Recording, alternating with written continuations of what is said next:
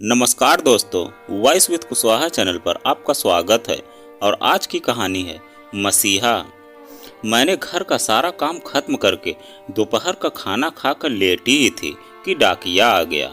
कई पत्रों के बीच मोहनगंज से किसी गरिमा नाम की महिला का एक रजिस्टर्ड पत्र 30,000 रुपए के ड्राफ्ट के साथ था। उत्सुकतावश मैं एक ही सांस में पूरा पत्र पढ़ गई, जिसमें उस महिला ने अपने कठिनाई भरे दौर में हमारे द्वारा दिए गए इन रुपयों के लिए धन्यवाद लिखा था। और आज 15 सालों के बाद वे रुपए हमें लौटाए थे। वह खुद आना चाहती थी, पर यह सोचकर नहीं आई कि संभवतः उसके द्वारा लौटाए जाने पर हम वह रुपए वापस न लें। पत्र पढ़ने के बाद मैं देर तक उस महिला के बारे में सोचती रही, पर ठीक से कुछ याद नहीं आ रहा था। अरे सोनाक्षी, गरिमा कहीं वही लड़की तो नहीं जो बरसों पहले कुछ समय तक मुझसे पढ़ती रही थी? मेरे पति मंगेश अतीत को कुरेदते हुए बोले तो एकाएक मुझे सब याद आ गया। उन दिनों गरिमा अपनी माँ गीता के साथ मेरे घर का काम करने आती थी। एक दिन वह अकेली ही आई। पूछने पर पता चला कि उसकी माँ की तबीयत ठीक नहीं है। 2-3 दिन बाद जब गीता फिर काम पर आई तो बहुत कमजोर दिख रही थी। जैसे ही मैंने उसका हाल पूछा, वह अपना काम छोड़ मेरे सामने बैठकर रोने लगी। मैं हतप्रभ भी और परेशान भी थी कि अकारण ही उसकी किस दुखती रग पर मैंने हाथ रख दिया।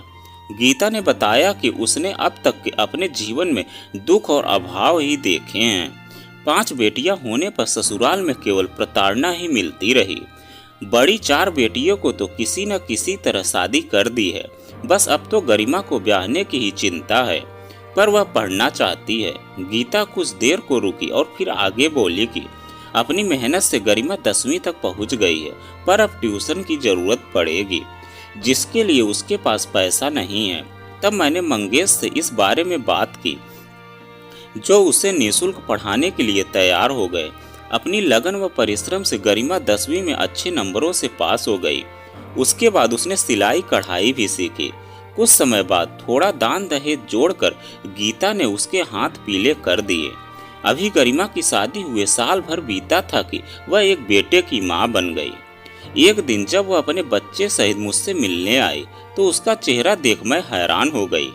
कहाँ 1 साल पहले का सुंदर सजीला लाल जोड़े में सिमटा खिलखिला गरिमा का चेहरा, और कहाँ यह बीमार सा दिखने वाला बुझा बुझा चेहरा। क्या बात है गीता, गरिमा सुखी तो है अपने घर में? मैंने सशंकित होकर पूछा। व्यथित मन से गीता बोली, लड़कियों का क्या सुख और क्या दुख बीवी, जिस खूंटे से बांध दो बंधी रहती है। बेचारी चुपचाप, फिर भी कोई बात तो होगी जो सुख पर कांटा हो गई है। मेरे पुनः पूछने पर गीता तो खामोश रही, पर गरिमा ने बताया, विवाह के 3-4 महीने तक तो सब ठीक ठाक था, पर धीरे धीरे पति का पाशविक रूप सामने आता गया। वह जुआरी और शराबी था। हर रात नशे में धूत होकर घर लौटने पर अकारण ही गाली गलौज करता, मारपीट करता, और कई बार तो मुझे आधी रात को बच्चे सहित घर से बाहर धकेल देता। सास ससुर भी मुझमें ही दोष खोजते हुए बुरा भला कहते। मैं कई दिन भूखी प्यासी पड़ी रहती, पर किसी को मेरा जरा भी परवाह नहीं थी।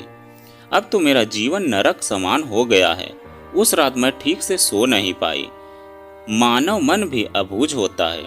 कभी कभी तो खून के रिश्तों को भी भीड़ समझ उनमें दूर भागने की कोशिश करता है, तो कभी अनाम रिश्तों को अकारण ही गले लगा उन्हें दुखों को अपने ऊपर ओढ़ लेता है। कुछ ऐसा ही रिश्ता गरिमा से जुड़ गया था मेरा।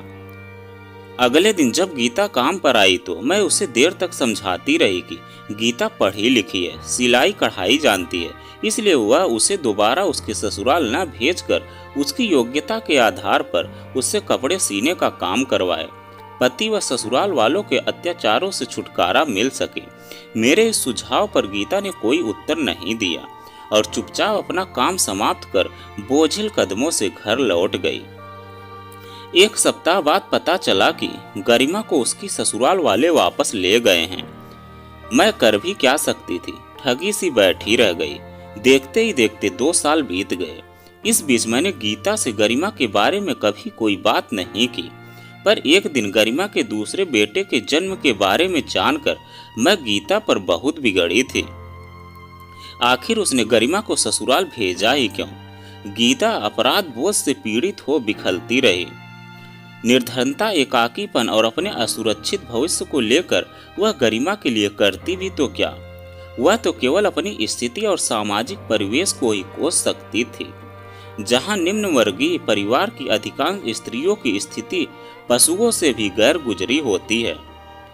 पहले तो जन्म लेते ही माता पिता के घर लड़की होने के कारण दुत्कारी जाती हैं और विवाह के बाद अर्थी उठने तक ससुराल वालों के अत्याचार सहती हैं। भोग की वस्तु बनी निरंतर बच्चे जनती हैं और कीड़े मकोड़ों की तरह हर पल रौंदी जाती हैं। फिर भी अनवरत मौन धारण किए ऐसे यातना भरे नरकी जीवन को अपनी तकदीर मानकर जीने का नाटक करते हुए एक दिन चुपचाप मर जाती हैं। गरिमा के साथ भी तो यही सब हो रहा था। ऐसी स्थिति में वह भी तीसरी बार फिर मां बनने को हुई। उसे गर्भधारण किए अभी 6 महीने ही हुए थे कि कमजोरी और कई दूसरों कारण के चलते उसने एक मृत बच्चे के जन्म दिया। इत्तेफाक से उन दिनों वह गीता के पास आई हुई थी। तब मैंने गरिमा से परिवार नियोजन के बारे में बात की तो बुझे स्वर में उसने कहा कि फैसला करने वाले तो उसकी ससुराल वाले हैं और उनका विचार है कि संतान तो भगवान की देन है, इसलिए इस पर रोक लगाना उचित नहीं है। मेरे बार बार समझाने पर गरिमा ने अपने बिगड़ते स्वास्थ्य और बच्चों के भविष्य को देखते हुए मेरी बात मान ली और ऑपरेशन करवा लिया। यूं तो अब मैं संतुष्ट थी, फिर भी गरिमा की हालत और गीता की आर्थिक स्थिति को देखते हुए परेशान भी थी। मेरी परेशानी को भांपते हुए मेरे पति ने सहज भाव से 30,000 रुपये गरिमा को देने की बात कही, ताकि पूरी तरह स्वस्थ हो जाने के बाद वह इन रुपए से कोई छोटा मोटा काम शुरू करके अपने पैरों पर खड़ी हो सके। पति की यह बात सुनकर मैं कुछ पल को समस्त चिंताओं से मुक्त हो गई। अगले ही दिन गरिमा को साथ ले जाकर मैंने बैंक में उसके नाम का खाता खुलवा दिया और वह रकम उसमें जमा करवा दी, ताकि जरूरत पड़ने पर वह उसका लाभ उठा सके। अभी इस बात को 4-5 दिन ही बीते थे कि हमें अपनी भतीजी की शादी में मुंबई जाना पड़ा। 15-20 दिन बाद जब हम वापस लौटे तो मुझे गरिमा का ध्यान हो आया। सो गीता के घर चली गई, जहां ताला पड़ा था। उसकी पड़ोसिन ने गरिमा के बारे में जो कुछ बताया उसे सुन मैं अवाक रह गई। हमारे मुंबई जाने के अगले दिन ही गरिमा का पति आया और उसे बच्चों सहित यह कहकर अपने घर ले गया कि वहां उसे पूरा आराम और अच्छी खुराक मिल जाएगी जिसकी उसे जरूरत है। किंतु 2 दिन बाद ही यह खबर आग की तरह फैल गई कि गरिमा ने अपने दोनों बच्चों सहित नहर में कूदकर जान दे दी है। तब से गीता का भी कुछ पता नहीं, कौन जाने करमजली जीवित भी है या मर गई। कैसी निढाल हो गई थी मैं उस क्षण यह सब जानकर, और कई दिनों तक बिस्तर पर पड़ी रही थी। पर आज गरिमा का पत्र मिलने पर एक सुखद आश्चर्य का सैलाब मेरे हर ओर उमड़ पड़ा था। साथ ही कई प्रश्न मुझे बेचैन भी करने लगे हैं, जिनका गरिमा से मिलकर समाधान चाहती हूँ। जब मैंने मंगेश से अपने मन की बात कही तो मेरी बेचैनी को देखते हुए वह मेरे साथ मोहनगंज चलने को तैयार हो गए। 2-3 दिन बाद जब हम पत्र पे लिखे पते के अनुसार गरिमा के घर पहुंचे तो दरवाजा एक 13-14 साल के लड़के ने खोला और यह जानकर कि हम गरिमा से मिलने आए हैं वह हमें बैठक में ले गया। अभी हम बैठे ही थे कि वह आ गई। वही सादा सलोना रूप, हाँ शरीर पहले की अपेक्षा कुछ भर गया था। आते ही वह मेरे गले से लिपट गई। मैं कुछ देर उसकी पीठ सहलाती रही, फिर भावावेश में डूबकर बोली, गरिमा यह कैसी बचकानी हरकत की थी तुमने, नहर में कूदकर जान देने की। अपने बच्चों के बारे में भी कुछ नहीं सोचा। कोई ऐसा भी करता है क्या? बच्चे तो ठीक है ना, उन्हें कुछ हुआ तो नहीं? बच्चे के बारे में पूछने पर वह एकाएक रोने लगी, फिर भरे गले से बोली, छोटा नहीं रहा आंटी जी, डूबकर मर गया। मुझे और हिमांशु को किनारे खड़े लोगों ने किसी तरह बचा लिया। आपके आने पर जिसने दरवाजा खोला था वह हिमांशु ही है। इतना कहकर वह चुप हो गई और कुछ देर शून्य में ताकती रही। फिर उसने अपने पतीत के सभी पृष्ठ एक एक करके हमारे सामने खोल कर रख दिए। उसने बताया, आंटी जी, एक ही शहर में रहने के कारण मेरी ससुराल वालों को जल्द ही पता चल गया कि मैंने परिवार नियोजन के उद्देश्य से अपना ऑपरेशन करवा लिया है। इस पर अंदर ही अंदर वे गुस्से से भर उठे थे, पर ऊपरी सहानुभूति दिखाते हुए दुर्बल अवस्था में मुझे अपने साथ वापस ले गए। घर पहुंचकर पति ने जमकर पिटाई की और सास ने चूल्हे में से जलती लकड़ी निकाल पीठ दाग दी। मेरे चिल्लाने पर पति मेरे बाल पकड़कर खींचते हुए कमरे में ले गया और चीखते हुए बोला, तुझे बहुत पंख निकल आए हैं जो तू अपनी मनमानी पर उतर आई है। ले अब पड़ी रह दिन भर भूखी प्यासी अपने इन पिल्लों के साथ। इतना कह उसने आंगन में खेल रहे दोनों बच्चों को बेरहमी से लाकर मेरे पास पटक दिया और दरवाजा बाहर से बंद करके चला गया। तड़पती रही थी मैं दिन भर जले के दर्द से। ऑपरेशन के टाके कच्चे होने के कारण टूट गए थे। बच्चे भूख से बेहाल थे, पर माँ होकर भी मैं कुछ नहीं कर पा रही थी उनके लिए। इसी तरह दोपहर से शाम और शाम से रात हो गई। भविष्य अंधकारमय दिखने लगा था और जीने की कोई लालसा शेष नहीं रह गई थी। अपने उन्हीं दुर्बल क्षणों में मैंने आत्महत्या कर लेने का निर्णय ले लिया। अभी पौफटी ही थी कि दोनों बच्चे सोते सहित मैं कमरे की खिड़की से, जो बहुत ऊंची नहीं थी, कूदकर सड़क पर तेजी से चलने लगी। घर से नहर ज्यादा दूर नहीं थी, सो आत्महत्या को ही अंतिम विकल्प मानकर आंखें बंद कर बच्चों सहित उसमें कूद गई। जब होश आया तो अपने आप को अस्पताल में पाया। हिमांशु को ऑक्सीजन लगी हुई थी और छोटा जीवन मुक्त होकर कहीं दूर बह गया था। डॉक्टर इस घटना को पुलिस केस मानकर बार बार मेरे घर वालों के बारे में पूछताछ कर रहे थे। मैं इस बात से बहुत डर गई थी, क्योंकि मेरे पति को यदि मेरे बारे में कुछ भी पता चल जाता तो मैं पुनः उसी नरक में धकेल दी जाती, जो मैं चाहती नहीं थी।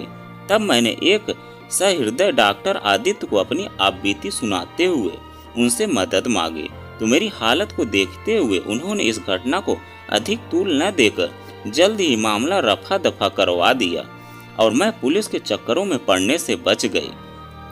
अब तक डॉक्टर आदित्य मेरे बारे में सब कुछ जान चुके थे, इसलिए वह मुझे बेटे सहित अपने घर ले गए, जहां उनकी मां ने मुझे बहुत सहारा दिया। सप्ताह भर मैं उनके घर रही। इस बीच डॉक्टर साहब ने आपके द्वारा उन 30,000 रुपए की मदद से यहाँ मोहनगंज में हमें एक कमरा किराए पर लेकर दे दिया। साथ ही मेरे लिए सिलाई का सारा इंतजाम भी कर दिया। पर मुझे इस बात की चिंता थी कि मेरे सिले कपड़े बिकेंगे कैसे।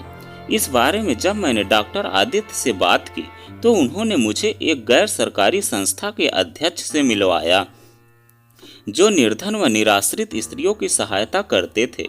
उन्होंने मुझे भी सहायता देने का आश्वासन दिया और मेरे द्वारा सिले कुछ वस्त्र यहाँ के वस्त्र विक्रेताओं को दिखाए, जिन्होंने मुझे फैशन के अनुसार कपड़े सिलने के कुछ सुझाव दिए। मैंने उनके सुझावों के मुताबिक कपड़े सिलने शुरू कर दिए, जो धीरे धीरे लोकप्रिय होते चले गए। नतीजन मेरा काम दिनों दिन बढ़ता चला गया।